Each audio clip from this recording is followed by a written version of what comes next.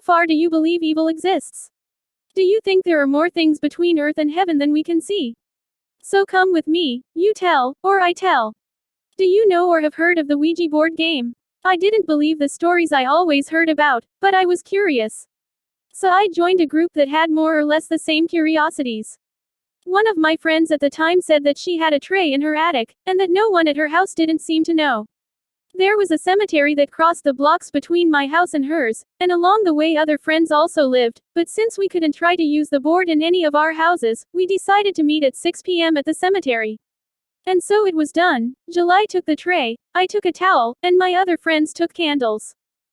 We chose the center of the cemetery, spread out the towel, lit the candles around it and placed the board and started without even knowing it. We randomly selected one of us to start with the question. We turned the compass that was on the board and Amy asked her question, and everyone with their finger on top saw that compass heading to the word yes. Amy was happy because she had the answer she wanted, and so it was. Some answers yes, some no, and everything happened naturally, when suddenly I asked a question about my mother who had died, according to my father, at the time of childbirth when I was born. And to my surprise and everyone else's, a windstorm started out of nowhere, and the compass started running in several letters so fast that we couldn't read it.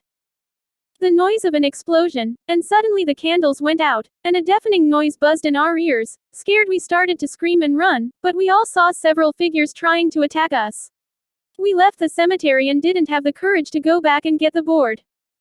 Strange things started to happen to all of us. Since that day I started to see an image that claims to be of my mother, but if she died in childbirth, why does she appear with a rope around her neck? So I decided to investigate the real cause of my mother's death. One night I started to have dreams of when I was a little child of at most 3 years old and I saw my hand talking to me, and it was exactly the spirit that appeared to me. I looked for my father and kept asking about my mother, what she was like, how they lived, and my father got angry and scolded me. Then I remembered Eduard, a friend who was the son of the owner of the newspaper in our city.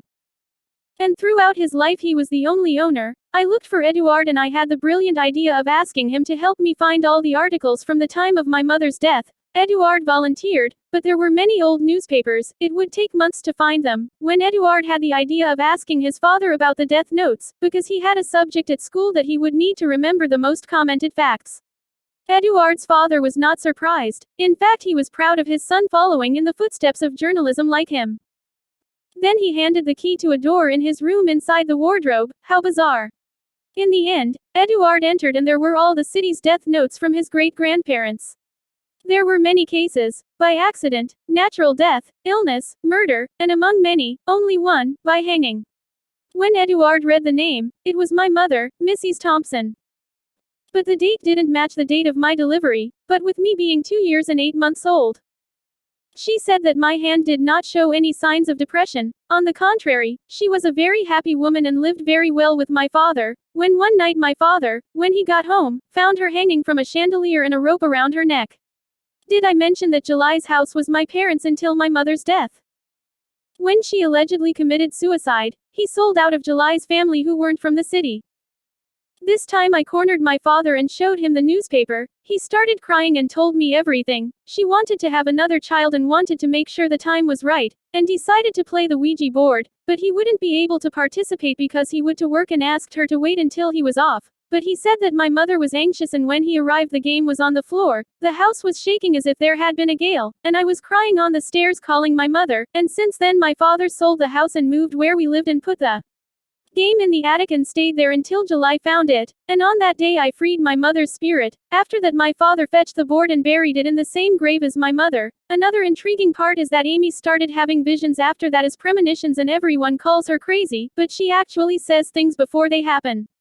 We had a mass for my mother, and from when she buried the tray I saw my mother only once more, and without the rope around her neck, and she told me that now she would be at peace.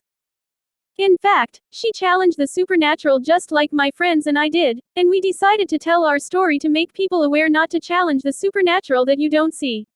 This is the true story of a reader who asked us to tell her story, and I never want to play that game, and you.